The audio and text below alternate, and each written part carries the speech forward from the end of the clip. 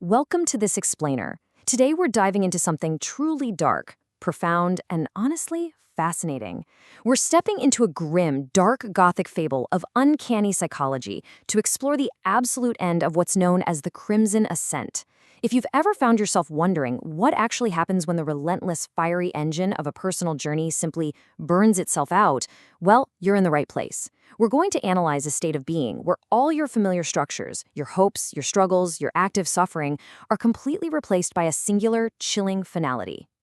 So imagine this. Think about finally reaching the absolute end of your greatest, most exhausting struggle. You step out, fully expecting to be greeted by a warm, life-giving sun, right? A reward for simply surviving. But instead, you're met with this cold, regal light. As our source text beautifully puts it, it's a light that illuminates the inkier blackness of a concluded era. It doesn't show you a path forward at all. It just casts this harsh, perfectly clear light on everything that is now forever behind you. To really wrap our heads around this fable, we need to define the specific lens we're using today, which is uncanny psychology. We aren't talking about normal human development here. We're studying a seeker's terminal stage. We're analyzing exactly what remains when our grand internal dramas, those intense hopes and crushing sufferings we all carry, finally completely burn out. What exactly is left when there's literally nothing left to fight for and absolutely nothing left to fight against? Let's kick things off with Chapter 1, The Mimic Sun's Glow. Here's where the Nietzschean philosophy really kicks in. Our protagonist, the Jester of Sapphire Light, steps out of the violet realm expecting a grand new beginning, but instead, he encounters a mimic sun. This perfectly illustrates the massive subversion at the core of our text. If you know your Nietzsche, you'd expect the great noon. You know, that majestic, fiery flame of peak active existence that lights up a bold future path. But no, the Jester faces the great evening. Illuminated by the star of high time, it's a cold brand revealing that an era is completely over. It's not a sunrise. It is the ultimate, final sunset. The really crucial point to grasp here is that this star of high time completely consumes what our sources call narrative inertia. Narrative inertia is basically that driving force inside you. It's the momentum of your personal story, your subjective drama, your deep need to just keep moving forward. Ask yourself, what actually happens when the driving force of your own life story simply hits a brick wall and stops? It's essentially the ultimate psychological burnout, but, with much better Gothic architecture. Moving right along to Chapter 2, Monument of the Concluded Self. This sense of finality isn't just some abstract feeling. It physically manifests as a towering, inescapable Gothic architecture known as the Inquisitor Tower. And this isn't just a building. It represents the strongest cage ever built, which is the cage of the self. But under the uncanny, cold gaze of the Star of High Time, it's been elevated into a monument of absolute permanence. It doesn't produce anything. It's not a factory. It simply holds the immense, inescapable weight of a concluded era. If we map out the Jester's psychological journey across this timeline, the grand progression of his existence becomes super clear. He started way back in the Sapphire Forge, which was this place of clinical, industrial calculation where sorrow was just metabolized into raw data. From there, he moved through the uncanny forest, a place full of chaotic, disruptive thermodynamic noise and constant rebellion. And now he arrives at the Inquisitor Tower. The calculation is done, the noise is completely silenced, all that remains is the permanent stillness and the heavy weight of this monument. And right here, he realizes something profoundly terrifying. He is no longer a catalyst. For eons, his entire purpose was to dismantle cages, to burn things down, to be the necessary fire. But now, he's merely a guest. He is trapped in the permanence of his own concluded identity. All that concentrated sorrow from his past has literally been reconstructed into the only architecture left standing in his world. Which brings us nicely to Chapter 3, The Terminal Antithesis. From deep within this monument, a new presence steps forward. A figure emerges wearing purple and gold robes, completely hiding behind a striking golden mask that reflects the pale, starless void above. This is the Inquisitor. He embodies a regal shadow. But listen, the Inquisitor does not offer the mercy of nothingness that the Jester might have found back in the clinical sapphire stars. Instead, he exerts the incredibly heavy gravity of the great evening.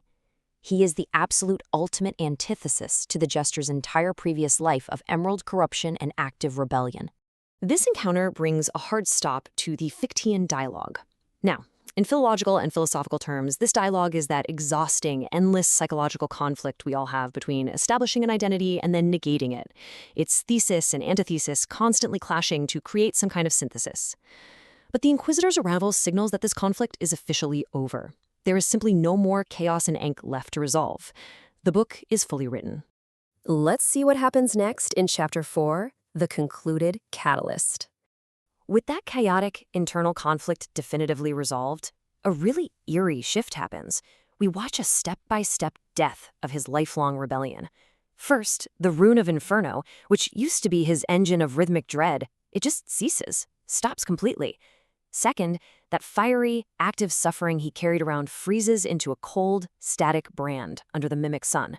And finally, his internal consciousness just goes perfectly still. He's no longer a corrupted sanctuary of unassimilated voltage. He's just a concluded story, totally swallowed up by the starless void.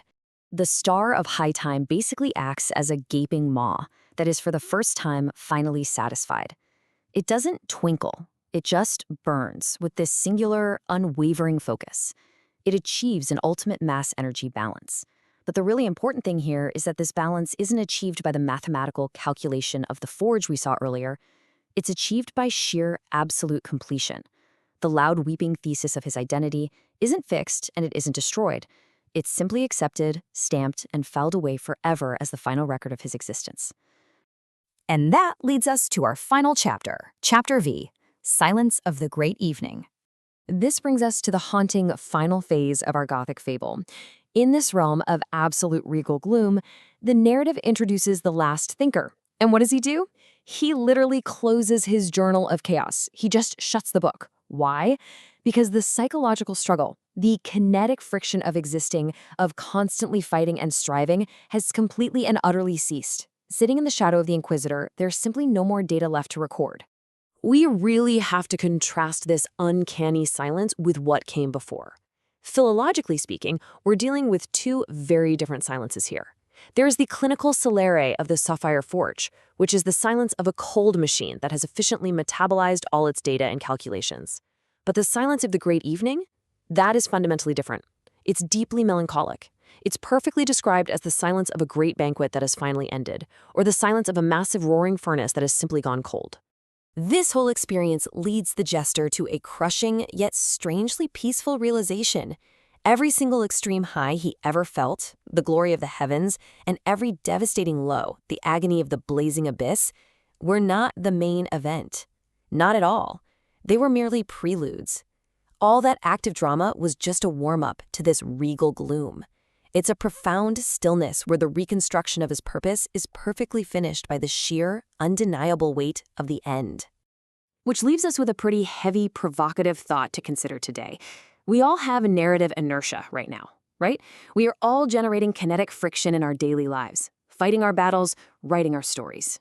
But when the active suffering of your own life's story finally burns out, when the loud, weeping thesis of your identity is totally concluded, are you prepared for the absolute, regal silence of your own great evening?